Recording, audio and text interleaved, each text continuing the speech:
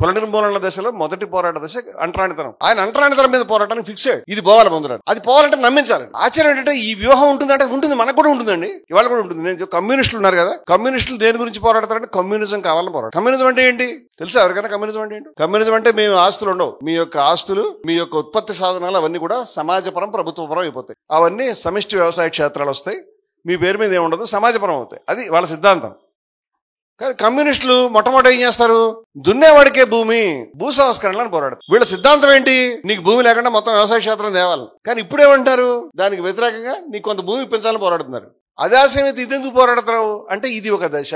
ఈ దశలో ఇప్పుడు నీకు కొంత భూమి రావాలి, తర్వాత మళ్ళీ నిన్ను ఒప్పించి వ్యవసాయ క్షేత్రం. అది వాళ్ళ పద్ధతి. దీన్ని వ్యూహం అంటాం. ఇలాంటి వ్యూహం మనకి ఇప్పటికి కూడా ఉంది. కామన్ సివిల్ కోడ్ కావాలని మతోన్మాదులు అంటున్నారు. కామన్ సివిల్ కోడ్ కావాలంటే ముస్లిమ్స్ బాధపడతారు, కొంచెం వాళ్ళు ఒప్పిద్దాము, వాళ్ళ దారి తెద్దాం అనేటువంటి ప్రయత్నం అభ్యుదయవాదులు చెప్పారు. ఎందుకంటే కామన్ సివిల్ కోడ్ వద్దని కాదు, కామన్ సివిల్ కోడ్ కావాలని రాజ్యాంగంలోనే ఆదేశిక సూత్రంలో రాశారు. కానీ మనం ఎందుకు అడుగుతున్నాము?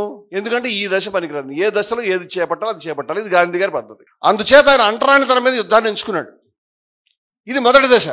నెక్స్ట్ దశ, దాని మీద విజయం సాధిస్తున్నాడు అనే పరిస్థితి వచ్చిన వెంటనే ఆయన నెక్స్ట్ ఫేజ్కి వెళ్ళాడు. అక్కడ కులం అనేది దుష్టమైనది, అసహ్యమైనది, వ్రణంలో చెడుల క్రూపులా ఉన్నది అని చెప్పాడు. అప్పటిదాకా అంతకుముందు ఆ మాటలు చెప్పలే. వైకం సత్యాగ్రహం అని ఒక సత్యాగ్రహం జరిగింది. అది కేరళలో జరిగింది, ఒక గుళ్ళోకి వెళ్ళడానికి. కానీ గుళ్ళోకి వెళ్ళడానికి కాదు, అది ఆశ్చర్యపోతారు మీరు. 100 ఏళ్ళు అయింది ఆ సత్యాగ్రహం చరిత్ర నేను రాసి ఉన్నాను. వైకం సత్యాగ్రహం 100 ఏళ్ల చరిత్ర. రవీంద్ర భారతి హైదరాబాద్లో పెద్ద సభ జరిగితే నేను కూడా దాంట్లో వెళ్ళి మాట్లాడాను. నారాయణ గురు లాంటి మహనీయుడు ఆ ఉద్యమంలో ఉన్నాడు, గాంధీ గారు ఉన్నారు దాంట్లో. ఆ ఉద్యమం ఎందుకు జరిగిందంటే గుళ్ళోకి వెళ్ళడానికి కాదు, గుడి చుట్టూ రోడ్లు ఉన్నాయి. ఈ గుడి చుట్టూ 1వ రోడ్డు, 2వ రోడ్డు, 3వ రోడ్డు, 4వ రోడ్డు. ఆ రోడ్డు దాకా పలానా కులం వాళ్ళు వెళ్ళొచ్చు, ఇంకొంచెం పై కులం వాళ్ళు ఆ ముందు రోడ్డుకి వెళ్ళొచ్చు, ఇంకొంచెం వెళ్ళొచ్చు. బాగా బ్రాహ్మణులు అయితేనే లోపలికి వెళ్ళడానికి ఉంది. అందుచేత వైకం సత్యాగ్రహంలో పోరాటం ఎందుకు జరిగిందంటే ఈ రోడ్డు మీద వెళ్తాము అని, గుళ్ళోకి కాదు. అప్పుడు అడుగుతారు పోరాటం, ఏమయ్యా నువ్వు రేపొద్దు నీకు ఈ రోడ్డు మీకు నడుస్తుంది, గుళ్ళోకి వస్తాను. గుడి గురించి కాదు, ప్రస్తుతానికి రోడ్డు గురించి నడుస్తుంది, రోడ్డు మీద వెళ్ళాలంటున్నాం, ఇది మనిషి హక్కు అని మాట్లాడదాం. ఎట్టి పరిస్థితుల్లో గుడి విషయం తీయం. ఇప్పుడు గాంధీ గారు ఇదే పనిచేసాడు. దీన్ని వ్యూహం అంటాం. మనం హాస్టల్ గురించి పోయినప్పుడు హాస్టల్ ఫీజులు తగ్గాలి, హాస్టల్ ఫీజులు ఏం ప్రకాశం గారు హాస్టల్ ఫీజులు తగ్గాలంటున్నావు, అసలు కులమైన నిర్మూలన అవ్వాలని అంటావు కదా. ఆ సబ్జెక్ట్ వేరయ్యా బాబు, ఇక్కడ సబ్జెక్ట్ ఇదే. ఎందుకంటే ఎక్కడ ఏద్యాలు అంతే, ఇది మన నిత్య జీవితంలో మనం చేసే దాంట్లో ఏం పెద్ద నేరమైన విషయం ఏం లేదు. గాంధీ గారు అంచేత స్ట్రాటజీగా ఉన్నాడు, అదే ఆయన చేసింది. రెండో విషయం చెప్తాను.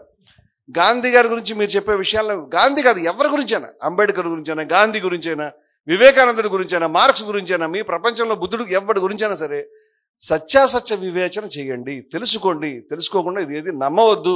నేను చెప్పిన మాటలు ఏదైనా తప్పు ఉందంటే నాకు చెప్పండి, నేను దిద్దుకుంటానని చెప్తున్నాను కదా. నేను నేర్చుకోవడానికి రెడీ కూడా, నాకేం పని లేదు. ఇవాళ మార్నింగ్ 4 దాకా కూడా నేను చదువుకుంటున్నాను సబ్జెక్ట్, తప్పేం లేదు. దాంట్లో మనం నిరంతరం మార్చుకోవచ్చు, దానికి ఏం తప్పులేదు.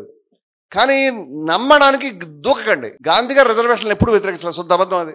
గాంధీ గారు వ్యతిరేకించింది ఏమిటయా అంటే విడి నియోజకవర్గాలను వ్యతిరేకించాడు. విడి నియోజకవర్గాలు అంటే చాలా మంది తెలియదు. విడి సెపరేట్ ఎలక్టరేట్ అని ఇంగ్లీష్లో అంటాం, తెలుగులో విడి నియోజకవర్గాలు అంటాం. పూనా ప్యాక్ట్ దాని గురించి జరిగింది. ఎరవాడలో ఆయన నిరాహార దీక్ష దాని గురించి జరిగింది. దీన్ని పట్టుకుని ఆకాశం భూమి కలుపుతున్నారు ఇప్పుడు దాకా. ఒక్క పూనా ప్యాక్ట్ మీద ఎవరైనా చర్చిస్తే దాని మీద 3-4 గంటలు మాట్లాడచ్చు, అంత సబ్జెక్ట్ ఉంది. దాని మీద కూర్చొని మాట్లాడదాం ఎప్పుడైనా, నాకు అభ్యంతరం లేదు. ఇక్కడ అంత సబ్జెక్ట్ లేదు కాబట్టి కొంచెం చెప్తాను దాని గురించి, కానీ చెప్పక తప్పదు. విడి నియోజకవర్గాలు బ్రిటిష్ ప్రభుత్వం గ్రాంట్ చేశారు. అది అంతకుముందు ముస్లింలకు గ్రాంట్ చేశారు. ముస్లింలకు గ్రాంట్ చేసిన తర్వాత పక్క తప్పుకున్నారు. బాబాసాహెబ్ అంబేద్కర్ విడి నియోజకవర్గాలకు అనుకూలమా అంటే కొన్ని సందర్భాల్లో అవును, కొన్ని సందర్భాల్లో కాదు. ఇది ఒక్క నాయకుడే కాదు, చాలా మంది విషయాల్లో ఇది జరిగింది. మీకు బాబాసాహెబ్ అంబేద్కర్ తో పాటు ఆ కాలంలో అనేక మంది గొప్ప దళిత నాయకులు, ఎంసీ రాజా గారిని ఒక నాయకుడు ఉన్నాడు. అలాగే శ్రీనివాసన్ గారు గొప్ప నాయకుడు. వీళ్ళు అంబేద్కర్ తో పోల్చదగ్గ నాయకులు. మన భాగ్యరెడ్డి వర్మ కూడా, వీళ్ళు గొప్ప నాయకులు. ఎంసీ రాజా గారు ఒక సందర్భంలో విడి నియోజకవర్గాలు కావాలి అన్నాడు, అంబేద్కర్ గారు వద్దు అన్నాడు. ఇది మొదటి రౌండ్ టేబుల్. రెండో రౌండ్ టేబుల్ వచ్చేసరికి ఈయన కావాలని ఆయన వద్దు అన్నాడు. ఎందుకంటే ఇవన్నీ కూడా కాలాన్ని బట్టి మారే వ్యూహాలు. ఇప్పుడు విడి నియోజకవర్గాలు తీసుకుంటే ఏం జరుగుతుంది? విడి నియోజకవర్గాలు తీసుకుంటే దాన్ని దూరంగా సొసైటీలో నీకు వేరే ఓటు ఉంటుంది, నీ యొక్క ప్రతినిధులు నువ్వు పంపించుకుంటావు. చాలా మంది దళిత నాయకులు దానివల్ల మేము చాలా నష్టపోయామని. ఇప్పుడు మీ దగ్గర అందరి దగ్గర ఫోన్లు ఉన్నాయి కాబట్టి విడి నియోజకవర్గాలు ప్రపంచంలో ఎక్కడైనా ఉన్నాయా అని అడుగుతున్నాను నేను. ఎక్కడైనా ఉన్నాయా? లేవు. ఎందుకు లేవు? ముస్లింలకి విడి నియోజకవర్గాలు కావాలని ముస్లిం లీగ్ వాళ్ళు కొట్లాడి ఇప్పుడు స్వతంత్ర భారతదేశంలో తీసుకుని నాన్న గొడవ పెట్టి చివరికి పాకిస్తాన్ అడ్డుపోయారు. పాకిస్తాన్ వచ్చిన తర్వాత అక్కడ మైనార్టీలు హిందువులు ఉన్నారు, వాళ్ళు విడి నియోజకవర్గాలు ఇచ్చారు, వాళ్ళకి ఇవ్వలేదు. ఇవాళ ఇంగ్లాండ్ వాళ్ళు మనకి ఇచ్చారు. ఇంగ్లాండ్ దేశంలో ఇవాళ కూడా హిందువులు, ముస్లింలు, సిక్కులు ఉన్నారు. ఇప్పుడు నువ్వు బ్రౌజ్ చేస్తే ఎవరు ఎంత శాతంలో ఉన్నారో తెలుస్తుంది. దళితులు కూడా ఉన్నారు. అక్కడ ఇస్తున్నారు విడి నియోజకవర్గాలు? ఇవ్వట్లేదు. ఎందుకు ఇవ్వట్లేదు? ఎక్కడా ఇవ్వలేదు, ఎక్కడా ప్రపంచంలో లేదు. ఇక్కడ ఎందుకు ఇచ్చారు, ఎప్పుడు ఎందుకు ఇచ్చారు? వాడి వ్యూహం వాడికి ఉంది, నిన్ను విడగొట్టాలి. 1937 ఎన్నికల్లో కాంగ్రెస్ 11 రాష్ట్రాల్లో బదులు 8 రాష్ట్రాలు నెగ్గింది.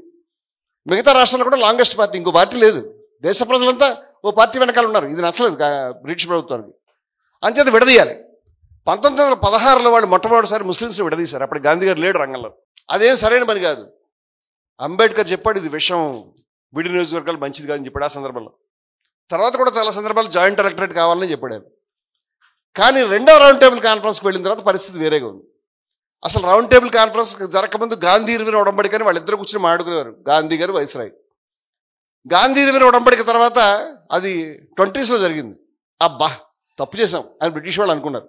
ఈయన ఒక్కడితో మాట్లాడుతుంటే ఇంక ఎక్కడికి వాల్యూ వస్తుంది, ఇలా లాభం లేదు, ఈయనకి వాల్యూ లేకుండా చేయాలి అని చేత దేశ ప్రజలందరూ ఎన్నుకున్న పార్టీ కాంగ్రెస్ పార్టీ, జాతీయ పార్టీ, దాని నాయకుడితో మనం మాట్లాడకుండా దాన్ని ఆయన పక్కన కూర్చోబెట్టి ఆయన చుట్టూ 70 మందిని పెడతాం. ఆ 70 మంది ఎవరంటే మనం పంపించిన వాళ్ళే, వాళ్ళని రమ్మని వీళ్ళని అందరినీ కూర్చోబెట్టి ఇంతో మాట్లాడతాం. ఈ ప్రపంచంలో ఎక్కడైనా ఒక ట్రేడ్ యూనియన్, మా జోయల్కి ట్రేడ్ యూనియన్స్ తెలుసు, గుర్తింపు పొందిన ట్రేడ్ యూనియన్తో పాటు 70 మందిని కూర్చోబెట్టి మాడతారా? ఇవన్నీ తెలియట్లేదు ఎవరికి. అందరూ గాంధీ గారు వ్యక్తిగా వెళ్ళాడు కూడా. గాంధీ గారు కాంగ్రెస్ పార్టీ ప్రతినిధి, అక్కడ ఆయన ఏం మాట చెప్పినా ఇక్కడ చెప్పి చేయాలి. కాంగ్రెస్ పార్టీ దేశ ప్రజల ఏకైక ప్రతినిధి, ఇది కూడా అర్థం చేసుకోవాలి. ఇవేమి లేవు, అన్ని మానేసి మాట్లాడతేలాగా. ఇప్పుడు విడదీసే ప్రయత్నం ఆయన అడ్డుకున్నాడు. ఎంసీ రాజా గారు గొప్ప మాట రాశాడు, నేను తర్వాత చదివాను నేను. ఆయన ఏమన్నాడు తెలుసా? విడి నియోజకవర్గాలు అనేది పొలిటికల్ అన్టచబిలిటీ అన్నాడు, రాజకీయ అంటరానితనం అని. వింటారు అందరూ? విడి నియోజకవర్గాలు అనేది అని గ్రహించి దాని నుంచి వెనక్కి వెళ్ళిపోతున్నాను నేను చెప్పాడు. ఎందుకంటే నిన్ను సమాజం నుంచి వేరు చేస్తుంది, నిన్ను పక్కన పెడుతుంది. మాకు అధికారం వస్తుంది, ఎవరికి అధికారం లేదురా నాయన. అప్పుడు బ్రిటిష్ వాళ్ళ ప్రభుత్వంలో వాళ్ళు పెట్టిన ఎన్నికల్లో ఎవరికైనా అధికారం ఉందని నువ్వు అనుకుంటావు, నీ పిచ్చితనం అది. అధికారం లేదు అని 1939లో దేశ ప్రజలను యుద్ధంలోకి దింపేటప్పుడు బ్రిటిష్ వాళ్ళు ఇక్కడ ఉన్న వాళ్ళు ఎన్నుకున్నటువంటి పార్లమెంట్తో ఒక్క మాట చెప్పకుండా వాళ్ళు యుద్ధంలో దింపారని మొత్తం కాంగ్రెస్ గవర్నమెంట్స్ ఒక్క రోజు రాజీనామా చేసి పారేసి. నువ్వు ఇచ్చిన వాల్యూ ఇదే. ఆ రోజు మనకు ఏ విలువ లేదు, మన స్వతంత్రమే లేదు. లేని అధికారం గురించి రాబోయే అధికారాన్ని మనం ఊహించుకుని మాట్లాడుతున్నాం. నేను చాలా మంది దళిత నాయకులు అడిగాను, విడి నియోజకవర్గాల గురించి అంత బాధపడుతున్నావు కదా, గాంధీ గారు అడ్డు వచ్చేస్తారు పాపం అని. ఇప్పుడు గాంధీ గారు లేరు, అంబేద్కర్ లేడు, ఎవరు లేరు, నువ్వు ఉన్నావు కదా, నువ్వు చేయరాదా విడి నియోజకవర్గాలు కావాలని? ఎవడు చేయడు, అందరూ తెలుసు అది పనికిరాందని. ఎక్కడ లేదు ప్రపంచంలో అది. అది ఎక్కడ అసందర్భమైనది. ఎంసీ రాజా ఒక మాట చెప్పాడు.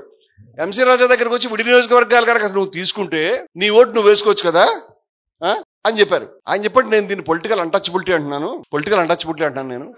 కానీ ఒక జనరల్ నియోజకవర్గంలో నేనుంటే మా ఇంటికి వచ్చి ఎక్కడికి వాడు ఓట్లు అడుగుతాడు కదా, దీన్ని ఎందుకు మిస్ చేసావు నువ్వు అని అడుగుతున్నాడు. మా ఇంటికి వచ్చి అడగనివ్వండి, నాకు అది కోరిక, నేను అది కోరుకుంటాను అని చెప్పాడు. ఇదేమి విడి నియోజకవర్గాలు ఎక్కువ కాదు, జాయింట్ ఎలక్టరేట్ తప్పు కాదు. ఇప్పుడు ఈ రెండు రకాల పద్ధతులు. గాంధీ గారు ఏమన్నారంటే దీన్ని విడదీస్తే దేశ ప్రజల నుంచి దళితులు వేరైపోతారు, స్వాతంత్ర పోరాటం నుంచి వేరైపోతారు, నష్టం జరుగుతుంది దేశానికి అన్నాడు. అది ఆయన దృక్పథం. కరెక్ట్గా 2 ఏళ్ల క్రితం ఇది తప్పు అని అంబేద్కర్ కూడా చెప్పినవాడే. ఆ రోజు కాదన్నాడు ఆయన. ఇప్పుడు వాళ్ళిద్దరు చర్చ కూర్చున్నారు. గాంధీ గారు ఎర్రవాడ జైల్లో ఉన్నాడు, ఆయన ఖైదీ కింద నిరాహార దీక్ష చేస్తున్నాడు. ఆయన లండన్లో చెప్పొచ్చాడు, నిరాహార దీక్ష చేస్తాను నేను, ప్రాణం పోయినా పర్లేదు, నా గురించి చెడ్డ అనుకున్నా పర్లేదు, మంచి అనుకున్నా పర్లేదు, ఇది తప్పని. నేను దళితులని ఏ రకమైన నష్టం కలగలేను, దళితులకు బాధ పెట్టే ఈ చర్య నేను అంగీకరించను, దళితుల గురించి నా ప్రాణం ఇదే మాట్లాడాడు.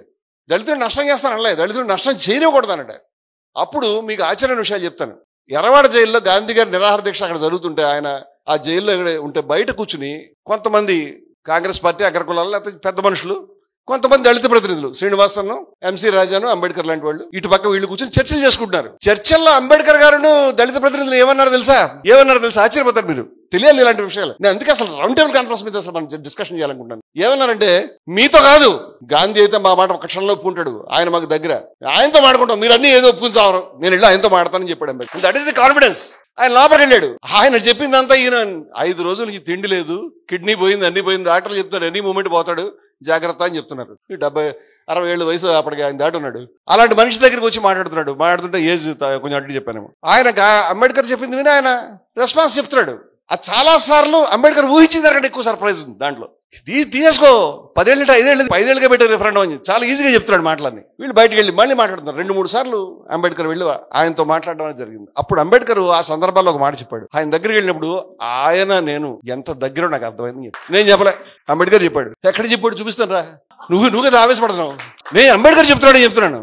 ఆయన గాంధీ ఏం చెప్పాడు తెలుసా? You are untouchable by birth. నువ్వు పుట్టుక ద్వారా అంటరాని వాడి, ఐఆమ్ బై అడాప్షన్. నేను దాన్ని ఎంచుకోవడం ద్వారా అంటరాని వాడిని. We must be one and individual. మన ఇద్దరం ఒకటే, అవిభాజ్యం అని చెప్పాడు. ఇక్కడ నిరూపిస్తున్నాం మనం ఆ విషయాన్ని, వాళ్ళిద్దరూ ఒకటే, ఇండివిజువల్ అని.